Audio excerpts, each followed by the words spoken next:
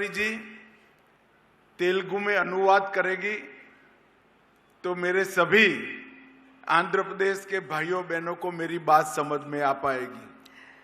అంటే సహచార పార్లమెంట్ సభ్యురాలైనటువంటి పురంధేశ్వరి ఏదైతే వారు చెప్పదలుచుకున్నారో దాన్ని అనువదిస్తారు కాబట్టి తప్పకుండా నా మనోభావాలన్నీ కూడా మీకు చేరువవుతాయని చెప్పి నేను భావిస్తున్నాను। आज के इस कार्यक्रम में मेरे साथ मंच पर उपस्थित श्रीमान एन चंद्राबाबू नायडू जी, आंध्र प्रदेश के लोकप्रिय मुख्यमंत्री, श्री के राम मोहन नायडू जी, केंद्रीय सिविल एविएशन मंत्री जी, मेरे साथी Shri Bandi Sanjay Kumar ji, MOS home ministry, Shri Bhupathi Raju Srinivas Varma, central इस्पात मंत्री, श्री के पवन कल्याण, उप मुख्यमंत्री आंध्र प्रदेश, श्री नारा लोकेश जी, मंत्री आंध्र प्रदेश की गृह मंत्री बहन अनीता जी, भारतीय जनता पार्टी की प्रदेश अध्यक्षा श्रीमती डी पुरंदेश्वरी जी, हमारे गृह सचिव श्री गोविंद मोहन जी, महानिर्देशक NDRF श्री पीयूष आनंद जी, और आज यहां पर उपस्थित NDRF के सभी जवानों और प्यारे भाई और बहनों, आप सभी को नमस्कार। వేదిక మీద ఉన్నటువంటి రాష్ట్ర ముఖ్యమంత్రి వర్యులైనటువంటి నారా చంద్రబాబు నాయుడు గారికి, ఉప ముఖ్యమంత్రి వర్యులు పవన్ కళ్యాణ్ గారికి, వేదిక మీద ఉన్నటువంటి ప్రతి ఒక్క విశిష్ట అతిథికి పేరు పేరున వారి పేరు ఉటంకించారు, వారందరికీ వారితో పాటుగా ఇక్కడ ఉన్నటువంటి NDRF సోదర సోదరి మండలికి అందరికీ కూడా వారి నమస్కారాలు తెలియజేస్తున్నారు। मित्रों, आज यहां पर 3 कार्यक्रम एक साथ है। आज के ही दिन NDRF की स्थापना हुई थी। आज NDRF का 20वां स्थापना दिन है। ఈ రోజు ఇక్కడ మనం 3 కార్యక్రమాలు నిర్వహించుకుంటున్నాము। ఇవాళే NDRF కి సంబంధించినటువంటి 20వ వార్షికోత్సవాన్ని ఇక్కడ ముందుగా మనం అందరం కూడా నిర్వహించుకుంటున్నాము। दूसरा, national institute of disaster management NIDM का दक्षिण भारत के सभी राज्य और केंद्र शासित प्रदेशों के परिसर का आज यहां पर उद्घाटन किया गया। అదే విధంగా national institute of disaster management NIDM కి సంబంధించినటువంటి అంటే దక్షిణ భారతదేశంలో ఉన్నటువంటి రాష్ట్రాలు వాటితో పాటుగా యూనియన్ టెరిటరీస్ ఉన్నటువంటి వాటికి సంబంధించినటువంటి NIDM ని ఇవాళ ఇక్కడ మనం ప్రారంభం చేసుకుంటున్నాం। और इसके साथ ही NDRF की 10वीं वाहिनी का भी उसके संपूर्ण कामकाज के अनुरूप बिल्डिंगों का भी उद्घाटन करने का काम हुआ है। అదే విధంగా మూడవది NDRF కి సంబంధించినటువంటి 10వ బెటాలియన్ కి సంబంధించినటువంటి ఏదైతే ఇక్కడ సముదాయం ఉందో దాన్ని కూడా ఇవాళ మనం ఇక్కడ ప్రారంభించుకోవడం జరుగుతుంది। सबसे पहले मैं चुनाव के बाद पहली बार सार्वजनिक कार्यक्रम में आया हूं, तब आंध्र प्रदेश की जनता को श्री नरेंद्र मोदी और N चंद्राबाबू नायडू के नेतृत्व में विधानसभा और लोकसभा दोनों में प्रचंड बहुमत से जिताने के लिए आप सभी का धन्यवाद करता हूं। ముందుగా ఎన్నికలు అయిన వెనువెంటనే మొట్టమొదటిసారిగా నేను ఈ రాష్ట్రానికి వస్తున్నటువంటి సందర్భంలో ప్రధాని నరేంద్ర మోడీ గారు, అదేవిధంగా రాష్ట్ర ముఖ్యమంత్రి వర్యులు చంద్రబాబు నాయుడు గారి నేతృత్వంలో మనం ఎన్నికలకు వెళ్ళినప్పుడు మీరందరూ అనూహ్యమైనటువంటి విజయాన్ని అందించినందుకు మీ అందరికీ కూడా పేరు పేరున నా ధన్యవాదాలు తెలియజేస్తున్నాను। मित्रों, ईश्वर ने भेजी हुई आपदा होती है, डिजास्टर ईश्वर जब भेजता है तो एनडीआरएफ काम में आता है और मैन मेड डिजास्टर जब होता है तब एनडीए काम में आता है। ఎప్పుడైనా సరే ప్రకృతికి సంబంధించినటువంటి ప్రమాదం వాటిల్లినప్పుడు ఎన్డీఆర్ఎఫ్ ముందొచ్చి వారి సేవలను అందిస్తారు. కానీ మనుషుల మాధ్యమంగా వచ్చినటువంటి ప్రమాదాలు ఏవైతే ఉంటాయో వాటిని ఆదుకోవడానికి ఎన్డీఏ ముందుకు వస్తుందని చెప్పి మీకు తెలియజేస్తున్నాను. 2014 से 19 5 साल अपार संभावनाओं वाले राज्य आंध्र प्रदेश की जिस प्रकार से दुर्गति हुई वो मैन मेड डिजास्टर था. 2019 సంవత్సరం నుండి 5 సంవత్సరాల పాటు ఏదైతే అమితమైనటువంటి సామర్థ్యం ఉన్నటువంటి ఆంధ్ర రాష్ట్రాన్ని ఏ విధంగా ధ్వంసం చేశారో మనందరికీ తెలియనటువంటి విషయం కాదు. అది మనుషుల చేత వచ్చినటువంటి ప్రమాదంగా మనం అందరం కూడా గమనించాలి. और मैं आज आंध्र प्रदेश की जनता को विश्वास दिलाना चाहता हूं कि आपके 5 साल जो व्यर्थ गए हैं इसकी चिंता मत करना. 3 गुना स्पीड से चंद्रबाबू जी और मोदी जी की जोड़ी आंध्र प्रदेश का विकास करेगी. ఈ రోజు మనం గడిచిన 5 సంవత్సరాల కాలం ఏదైతే మనం కోల్పోయామో, అన్ని అవసరాలు ఉన్నా కూడా మనం కోల్పోయామో, దాని గురించి మీరెవరూ చింతించవలసినటువంటి అవసరం లేదు. ఇవాళ నరేంద్ర మోడీ గారు మరియు చంద్రబాబు నాయుడు గారి నాయకత్వంలో, నేతృత్వంలో మూడింతల ప్రగతి మనం ఖచ్చితంగా ఆంధ్ర రాష్ట్రంలో సాధించగలం. एक और चंद्रबाबू जी एडमिनिस्ट्रेटिवली, फाइनेंशियली और डेवलपमेंट के रोड मैप की दृष्टि से आंध्र को दिन दूनी रात चौगुनी स्पीड से सेट करते जा रहे हैं. और दूसरी ओर 6 माह में नरेंद्र मोदी जी ने 3 लाख करोड़ से ज्यादा का इन्वेस्टमेंट और मदद आंध्र प्रदेश के लिए भेजी है. అటు పరిపాలన దక్షత, అదేవిధంగా ఆర్థిక పరంగా కూడా ఆంధ్ర రాష్ట్రాన్ని ముందుకు తీసుకువెళ్లేటువంటి సామర్థ్యం ఉన్నటువంటి ముఖ్యమంత్రి చంద్రబాబు నాయుడు గారు ఇక్కడ ఉన్నారు. వారు రేయింబవళ్ళు కూడా ఏ విధంగా ఆంధ్ర రాష్ట్రాన్ని గాడిలో పెట్టాలి అనేటువంటి అంశం మీద వారు దృష్టి కేంద్రీకరించడం జరిగింది. రెండో వైపును చూసినట్లయితే దేశ ప్రధాని అయినటువంటి నరేంద్ర మోడీ గారు ఈ 6 నెలల కాలంలోనే అధికారంలోకి వచ్చి 6 నెలలే అయింది. కానీ దగ్గర 3 లక్షల కోట్ల మేరకు ఆంధ్ర రాష్ట్రానికి సంపూర్ణమైనటువంటి సహకారాన్ని అందించారనేటువంటి విషయం గమనించాలి. अभी 2 दिन पहले ही कैबिनेट में विशाखापट्टनम के स्टील प्लांट के लिए 11,000 करोड़ रुपए की इन्वेस्टमेंट की घोषणा, मदद की घोषणा नरेंद्र मोदी जी ने की है. ఇంతకు ముందు 3 రోజుల క్రితమే కేబినెట్లో తీసుకున్నటువంటి నిర్ణయం మాధ్యమంగా మన రాష్ట్రంలో ఉన్నటువంటి విశాఖ స్టీల్ ప్లాంట్కి, వైజాగ్ స్టీల్ ప్లాంట్కి 11,440 కోట్ల రూపాయల మేరకు సహాయాన్ని అంటే సపోర్ట్ని ప్రకటించినటువంటి విషయం మనందరికీ తెలుసు. इसमें 11,000 करोड़ रुपए से ज्यादा महत्वपूर्ण ये है कि आंध्र का गौरव ऐसा विशाखापट्टनम स्टील प्लांट अब लंबे समय तक चलने वाला है, वो सुनिश्चित हो गया है. ఇక్కడ 11,000 కోట్ల రూపాయలు అనేది ప్రధానం కాదు.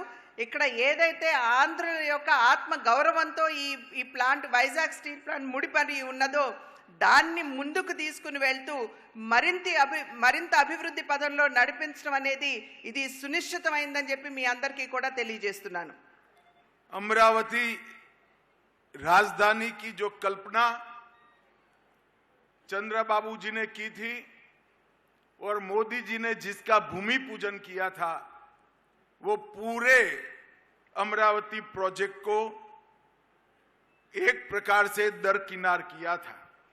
मोदी जी ने ये 6 महीने में 27,000 करोड़ रुपया अमरावती प्रोजेक्ट के लिए हुडको और वर्ल्ड बैंक के माध्यम से देकर चंद्रबाबू नायडू जी की कल्पना की राजधानी बनाने का काम स्पीड से आगे बढ़ाने का काम किया है. ఏదైతే అమరావతిని రాజధానిగా అప్పట్లో ముఖ్యమంత్రిగా ఉన్నటువంటి చంద్రబాబు నాయుడు గారు నిర్ణయం చేశారో అది గడిచిన 5 సంవత్సరాల కాలంలో దాన్ని బుట్టదాఖలు చేయటం జరిగింది. అయితే ఇవాళ 27,000 కోట్ల రూపాయలు అటు హడ్కో మాధ్యమంగా అదేవిధంగా వరల్డ్ బ్యాంక్ మాధ్యమంగా కూడా నరేంద్ర మోడీ గారు ఇవాళ చంద్రబాబు నాయుడు గారికి అదేవిధంగా రాష్ట్రానికి అందించి అమరావతి నిర్మాణానికి గతిని అందించినటువంటి విషయం మనం గమనించాలి. रेलवे जोन का भी फाउंडेशन स्टोन रख दिया गया है. రైల్వే జోన్ కూడా ఏదైతే ఇంతకు ముందు చాలా నెమ్మదిగా అడుగులు వేస్తూ వెళ్ళిందో దాన్ని కూడా ఇవాళ ఆంధ్ర రాష్ట్రానికి అందివ్వడం జరిగింది. और पोलावरम जो कि लाइफ लाइन है आंध्र प्रदेश की, मैंने आज सुबह ही चर्चा की है चंद्रबाबू जी से. उनका विश्वास है 2028 तक पोलावरम का पानी पूरे आंध्र प्रदेश में पहुंचना शुरू हो जाएगा. అదే విధంగా పోలవరం ఏదైతే ఆంధ్ర రాష్ట్రానికి జీవధార అని చెప్పి మనం అందరం కూడా భావిస్తామో దాని గురించి కూడా ఇవాళ ప్రొద్దున్నే చంద్రబాబు నాయుడు గారితో చర్చించడం జరిగింది.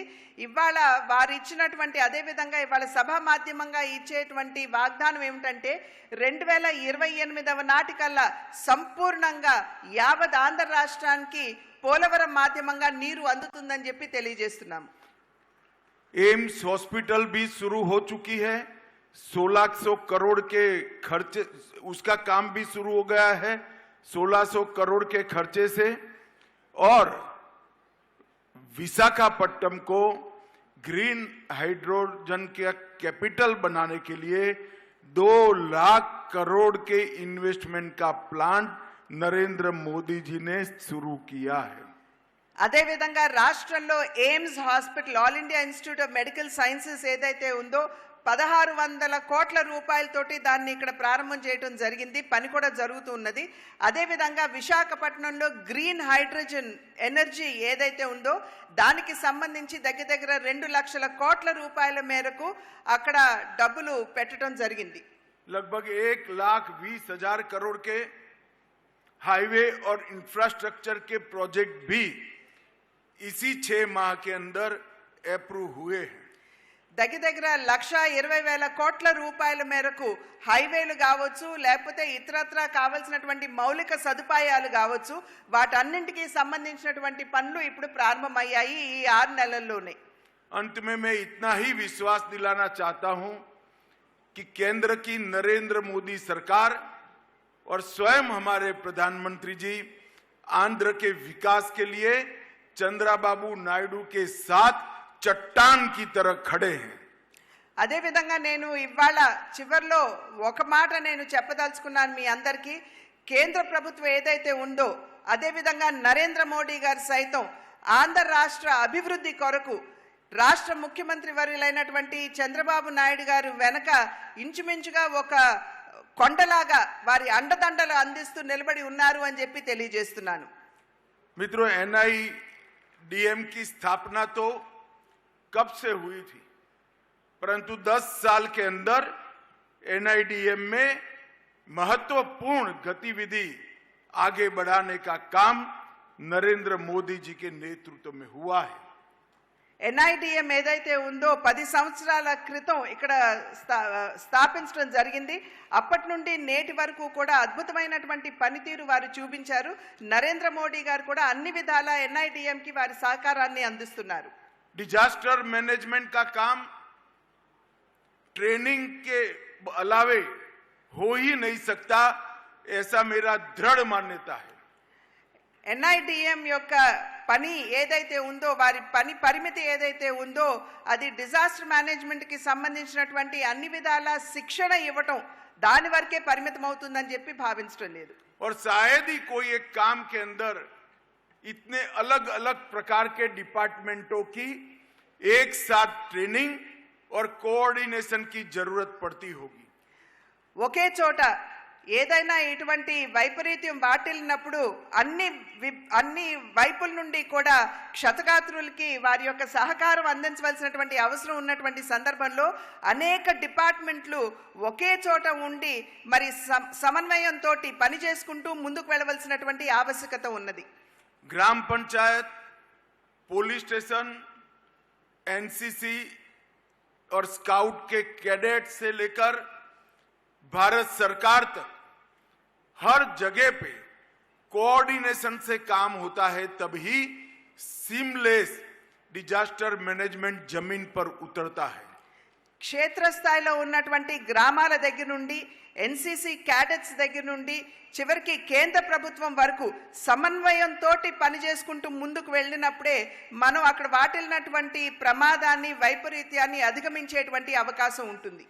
नरेंद्र मोदी जी ने डिजास्टर मैनेजमेंट के क्षेत्र में अप्रोच, मेथोडोलॉजी और ऑब्जेक्टिव तीनों में बहुत बड़ा परिवर्तन करने का काम किया है। నరేంద్ర మోడీ గారు ఏదైతే ప్రకృతి వైపరీత్యం వాటిల్లినప్పుడు ఆబ్జెక్టివిటీ అంటే లక్ష్యం ఏదైతే ఉందో, అదే విధంగా మెథడాలజీ అంటే మనం చేసేటువంటి పనితీరు, మన కార్యాచరణ ఏదైతే ఉందో, అదే విధంగా ఆబ్జెక్టివ్ అంటే లక్ష్యం ఏదైతే ఉందో, వీటన్నిటినీ కూడా సమన్వయం చేసుకుంటూ ముందుకు వెళ్ళాలి అని చెప్పి వారు గట్టిగా విశ్వసిస్తున్నటువంటి విషయం। पहले जो अप्रोच था, दृष्टिकोण था, वो राहत केंद्रित था। डिजास्टर आ जाने के बाद जिनका नुकसान हुआ है उनको राहत देना। अब अप्रोच है बचाव केंद्रित है, लोगों को डिजास्टर से बचाना। ये 360 डिग्री अप्रोच में बदलाव नरेंद्र मोदी जी के आने के बाद 2014 के बाद आया है। ఇంతకు ముందు ఎప్పుడైనా సరే ప్రకృతి వైపరీత్యం కావచ్చు, ఇతరత్ర వైపరీత్యం వాటిల్లినప్పుడు కేవలం అక్కడ ఉన్నటువంటి వారికి ఉపశమనం ఎలా అందిస్తాం అనేటువంటి విషయం మీదే కేంద్రీకృతమై ఉండేది। కానీ ఇప్పుడు ఏ విధంగా దృష్టికోణం మారింది అని అంటే, అక్కడ ఉన్నటువంటి వాళ్ళని రక్షించడం, అసలు ప్రమాదం వాటిల కంటే ముందే అక్కడికి వెళ్ళి వారికి రక్షణగా నిలవడం అనేది ఇప్పుడు ఉన్నటువంటి దృష్టికోణంగా మనం అందరం కూడా గమనించాలి। कार्यशैली में, मेथोडोलॉजी में रिएक्टिव कार्यशैली से बदलकर प्रोएक्टिव कार्यशैली लाने का काम किया है। ఇంతకు ముందు ఏదైతే మనం గనక మెథడాలజీని గనక చూసుకున్నట్లయితే, అంటే మన కార్యాచరణ గనక మనం చూసుకున్నట్లయితే, ఇంతకు ముందు కేవలం వెళ్ళి అక్కడ రక్షించడం వరకే ఉండేది। కానీ ఇప్పుడు ప్రోయాక్టివ్గా అంటే మనం ముందే వెళ్ళి ఏ విధంగా వారికి సహాయాన్ని అందించాలి లేదా వారిని రక్షించాలి అనేటువంటి ఒక ఆలోచన ధోరణిని ఇవాళ అవలంబిస్తున్నాం। और लक्ष्य में जितने हो सके उतनों को बचाओ, इसकी जगह जीरो कैजुअलिटी का लक्ष्य रखा गया है।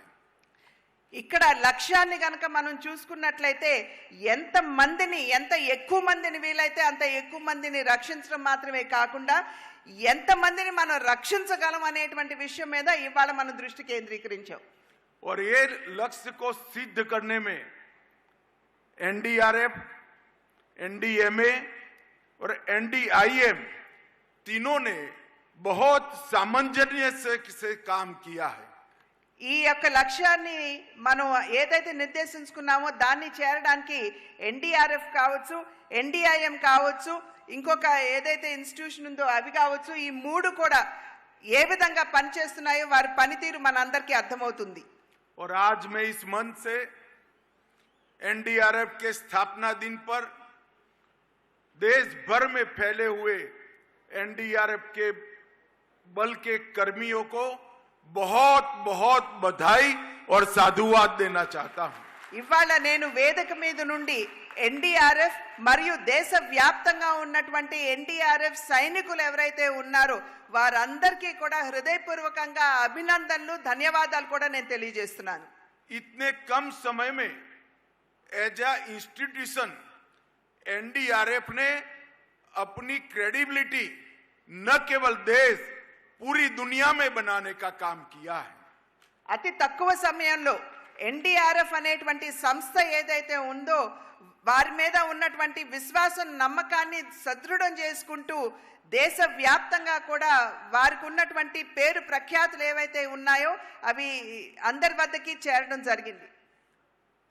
देश भर में 6 साल से गृह मंत्री के नाते कई डिजास्टर के वक्त मैं फील्ड में गया हूं। एक सुर से सभी नागरिक कहते हैं कि एनडीआरएफ के ड्रेस में जब जवान आ जाता है तो हमें शांति हो जाती है कि अब हम बच जाएंगे। 6 సంవత్సరాలుగా కేంద్ర హోంమంత్రిగా ఉన్నటువంటి సందర్భంలో నేను దేశవ్యాప్తంగా కూడా పర్యటించడం జరిగింది. కానీ ఎక్కడికి వెళ్ళినా కూడా ప్రతి ఒక్క పౌరుడు మాకు చెప్పేటువంటి విషయం ఏమిటంటే ఎన్డీఆర్ఎఫ్ కి సంబంధించినటువంటి వారిని చూడంగానే మేము చాలా హాయిగా చాలా గట్టి విశ్వాసంతో మేము ఊపిరి పీల్చుకోగలుగుతున్నాం అని చెప్పి వారు తెలియజేయడం జరిగింది. एक जमाने में ओडिशा में जब साइक्लोन आया तब 10,000 लोग मारे गए थे। अभी अभी विगत 2 साल के अंदर 2 साइक्लोन ऐसे आए जिसमें 0 कैजुअलिटी का लक्ष्य हमने निश्चित कर लिया है, प्राप्त किया है। ఇంతకు ముందు ఒకానొక సందర్భంలో ఒరిస్సాలో వచ్చినటువంటి పెను తుఫాన్లో దగ్గర 10,000 మంది ప్రాణాలు కోల్పోవడం జరిగింది. కానీ ఈ మధ్య కాలంలో 2 సంవత్సరాల్లో 2 పెద్ద తుఫాన్లు మనం ఎదుర్కొన్నప్పటికీ కూడా ఏ ఒక్క ప్రాణాన్ని కూడా మనం కోల్పోలేదు అనేటువంటి విషయాన్ని మనం ఇక్కడ గుర్తించాలి. नेपाल, इंडोनेशिया, टर्की और बांग्लादेश और म्यांमार, वियतनाम, कई देशों के अंदर जब एनडीआरएफ की टीमें गई तब वहां की जनता को मदद करने में इनकी भूमिका की वहां के राष्ट्रीय अध्यक्षों ने बुरी प्रशंसा की है. నేపాల్లో కావచ్చు, ఇండోనేషియాలో కావచ్చు, టర్కీలో కావచ్చు, వియత్నాంలో కావచ్చు, మయన్మార్లో కావచ్చు, ఇలా అనేక దేశాల్లో ఎక్కడైనా సరే పెను విపత్తు వాటిల్లినప్పుడు అక్కడున్నటువంటి దేశాధ్యక్షులు ఎవరైతే ఉన్నారో వారందరూ కూడా ఎన్డీఆర్ఎఫ్ ని ప్రశంసించడం జరిగింది, వారి పనితీరుని. और मैं आज विश्वास से कह रहा हूं, एनडीएमए ने बनाई हुई नीतियों को जमीन पर एनडीआरएफ ने उतारा है और इसके कारण डिजास्टर मैनेजमेंट के मामले में आज भारत ग्लोबल लीडर बनकर बाहर आया है. ఎన్డీఎంఏ ఏదైతే విధి విధానాల్ని ఖరారు చేసిందో వాటన్నింటినీ కూడా ఎన్డీఆర్ క్షేత్రస్థాయిలో వారు ఆచరణలో పెడుతున్నటువంటి సందర్భంలో వారి యొక్క పేరు ప్రఖ్యాతులు గడించడం మాత్రమే కాకుండా ప్రజల్లో విశ్వాసం కూడా పెరిగింది అని చెప్పి మనం చెప్పొచ్చు. और इस बात का प्रमाण और कोई हो नहीं सकता कि नरेंद्र मोदी जी की सरकार डिजास्टर मैनेजमेंट के काम के लिए कितनी गंभीर है. 12वें वित्त आयोग में 12,500 करोड़ रुपया डिजास्टर मैनेजमेंट के लिए इंगित किया था. 14th फाइनेंस कमीशन ने 61,000 करोड़ रुपया 61,000 करोड़ रुपीस को इंगित करने का काम किया है. ఏ విధంగా ప్రధాని నరేంద్ర మోడీ గారి నాయకత్వంలో ఉన్నటువంటి ప్రభుత్వం ఎన్డీఆర్ఎఫ్ పట్ల వారికి ఉన్నటువంటి అంకిత భావాన్ని ప్రదర్శించారు అని చెప్పి మనం ఒక్కసారి తరిచి చూడాలి అని అంటే ఇంతకు ముందు 12,500 కోట్ల రూపాయలు ఎన్డీఆర్ఎఫ్ కి కేటాయించినట్లయితే ఇప్పుడు 14th ఫైనాన్స్ కింద 14వ ఆర్థిక సంఘం వారు కేటాయించింది 61,000 కోట్ల రూపాయలు అని చెప్పి మనం గమనించాలి. और डिजास्टर रिजिलिएंट इंफ्रास्ट्रक्चर के क्षेत्र में भारत ने पूरी दुनिया में लीड ली है. मोदी जी के प्रेरणा से सीडीआरआई की हमने स्थापना की और आज हमारे लिए गर्व का विषय है कि इसमें 48 देश 48 कंट्री मेंबर बनकर सीडीआरआई के नेतृत्व में काम कर रहे हैं. ఇవాళ మనం ఇక్కడ గమనించవలసినటువంటి విషయం ఎంత మనం అంకిత భావంతో ప్రమాదాల నివారణకి మనం పనిచేస్తున్నాం అనేటువంటి విషయానికి వస్తే నరేంద్ర మోడీ గారి నాయకత్వంలో సిడిఆర్ఐపి అనేటువంటి దేశాలు ఏవైతే ఉన్నాయో అంటే దగ్గర 48 దేశాలు ఈ సిడిఆర్ఐపిలో ఉంటే వారందరూ కూడా ఈ యొక్క ప్రమాద నివారణకి కట్టుబడి ఉన్నామని చెప్పి వారందరూ కూడా తెలియజేయడం జరిగింది. और कई सारे एप्स, वेबसाइट और पोर्टल बनाकर डिजास्टर मैनेजमेंट के क्षेत्र में जन जागृति का काम नरेंद्र मोदी सरकार ने किया है.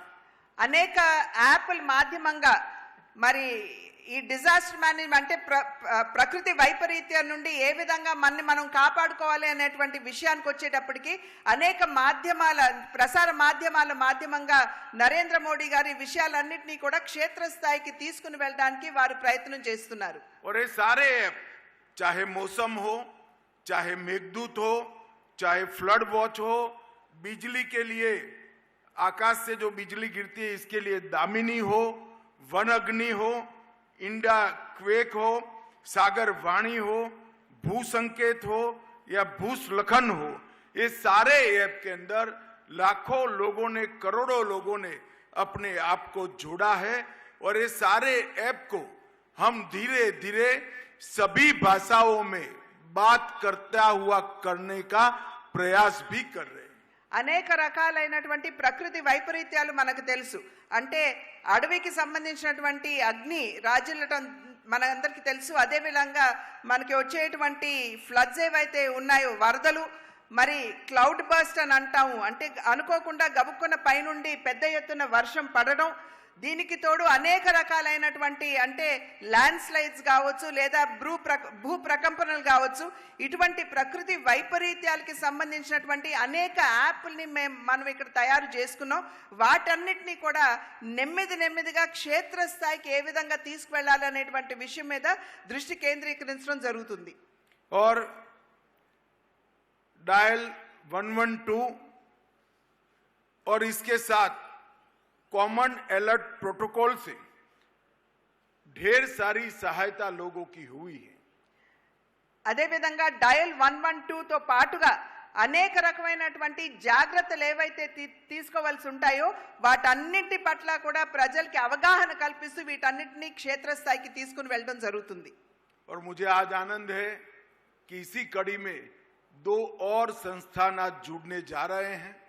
चंद्रा बाबू जी का मैं धन्यवाद करना चाहूंगा कि इन्होंने भारत सरकार को बिना किसी लागत के यहां पर भूमि देकर 10वीं वाहिनी और NDIM की दक्षिण भारत की एक ब्रांच को स्थापित करने में मदद की.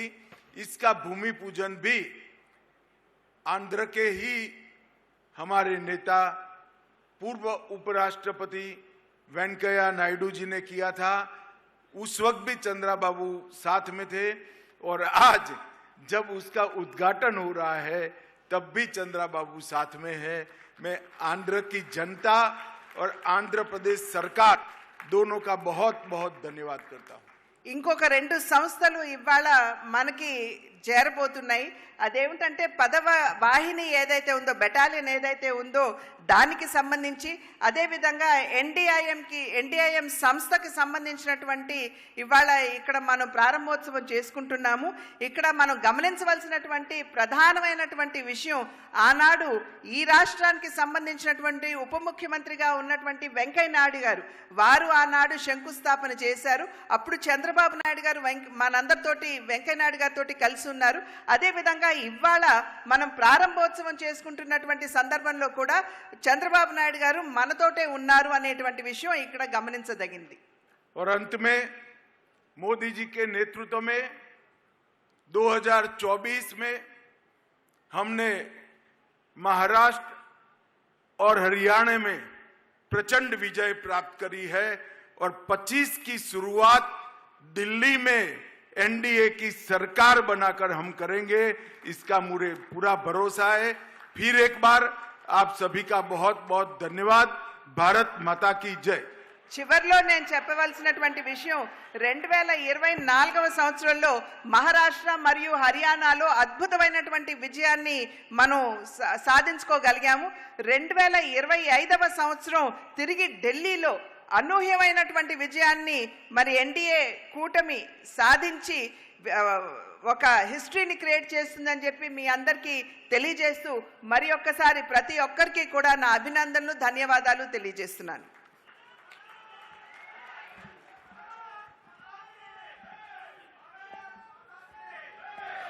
धन्यवाद महोदय. आपके प्रगतिशील विचार और समग्र दृष्टिकोण निसंदेह हमारी समझ को समृद्ध करेंगे एवं हमें उच्चतर लक्ष्यों की निरंतर प्राप्ति हेतु प्रेरित करेंगे। हम आपके आशीर्वचनों के लिए हृदय से आपके आभारी हैं। अब मैं महानिदेशक एनडीआरएफ से अनुरोध करती हूँ कि माननीय मुख्य अतिथि महोदय एवं मंच पर पदासीन सम्मानित अतिथि गणों को सम्मान स्वरूप स्मृति चिन्ह भेंट करने की कृपा करें।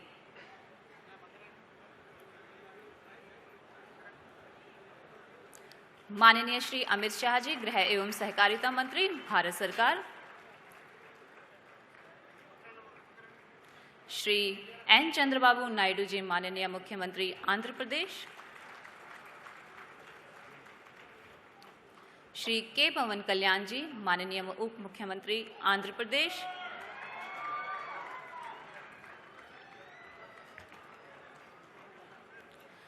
श्री एन लोकेश जी, माननीय मानव संसाधन नवकाश मंत्री आंध्र प्रदेश।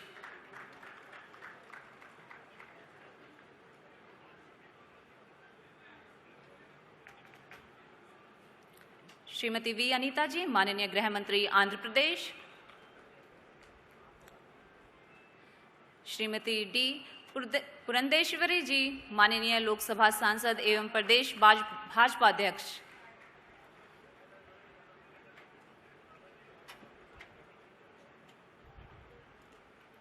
श्री के राममोहन नायडू जी, माननीय केंद्रीय नागरिक उड्डयन मंत्री। श्री बंडी संजय कुमार जी, माननीय केंद्रीय गृह राज्य मंत्री। श्री बी श्रीनिवास वर्मा जी, माननीय केंद्रीय इस्पात राज्य मंत्री।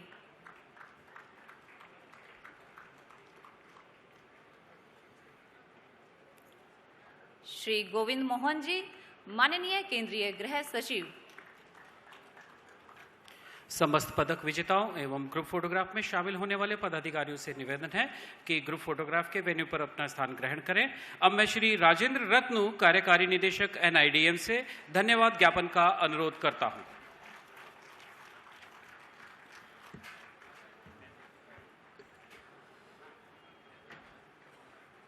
नमस्कार। मैं आज एनआईडीएम और एनडीआरएफ के समस्त परिवार की ओर से हमारे मुख्य अतिथि माननीय केंद्रीय गृह एवं सहकारिता मंत्री श्री अमित शाह जी का उनकी प्रेरणादायी उपस्थिति और मार्गदर्शन के लिए विशिष्ट आभार व्यक्त करता हूं। और आज आपकी उपस्थिति हमें आपदाओं से निपटने के लिए माननीय प्रधानमंत्री जी के 10 सूत्री एजेंडा पर और तेजी से काम करने के लिए प्रेरित करती है। महोदय, हमने उद्घाटन समारोह के उपलक्ष्य में एनआईडीएम ने विकसित भारत के प्रधानमंत्री जी के 2047 के विजन को एक कटिबद्धता अपनी प्रकट करते हुए 2047 ट्रीज का प्लांटेशन जिसका आपने संपन्न किया, उसके लिए भी मैं आपका हृदय से आभारी हूं। मैं माननीय श्री एन चंद्रबाबू नायडू गारू का, मुख्यमंत्री आंध्र प्रदेश का विशेष आभारी हूं, जिन्होंने एनआईडीएम और एनडीआरएफ को निःशुल्क अविलंब भूमि आवंटन किया, जिसकी वजह से आज ये दोनों कैंपस आज फल फूल रहे हैं। मैं श्री राममोहन नायडू गारू, श्री बंडी संजय कुमार गारू, श्री BR श्रीनिवास वर्मा गारू, श्री पवन कल्याण गारू, श्री नारा लोकेश गारू, श्रीमती वंगालपुंडी अनीता जी गारू और माननीय पुरंदेश्वरी गारू का धन्यवाद व्यक्त करता हूं। मैं गृह सचिव का और हमारे एनडीएमए के विभागाध्यक्ष, हमारे एडिशनल सेक्रेटरी, जॉइंट सेक्रेटरी और सारे अधिकारियों का मैं धन्यवाद देता हूं। डीजी एनडीआरएफ का और पूरे एनडीआरएफ परिवार का सभी जवानों को धन्यवाद देता हूं। मैं हमारे मीडिया के सभी साथियों को धन्यवाद देते हुए अपने एनडीआरएफ और एनआईडीएम के पूरे फैकल्टीज और हमारे जो लोग आए हुए हैं उन सभी का मैं धन्यवाद देता हूं और पुनः माननीय केंद्रीय गृह एवं सहकारिता मंत्री श्री अमित शाह जी का हृदय से आभार व्यक्त करता हूं सभी की ओर से। धन्यवाद महोदय। अब मैं हमारे मुख्य अतिथि महोदय एवं सभी वरिष्ठ अधिकारियों को ग्रुप फोटोग्राफ हेतु सादर अनुरोध करती हूँ। यहाँ उपस्थित सभी महानुभावों से अनुरोध है कि मुख्य अतिथि के प्रस्थान के 5 मिनट तक अपने स्थान पर बने रहें।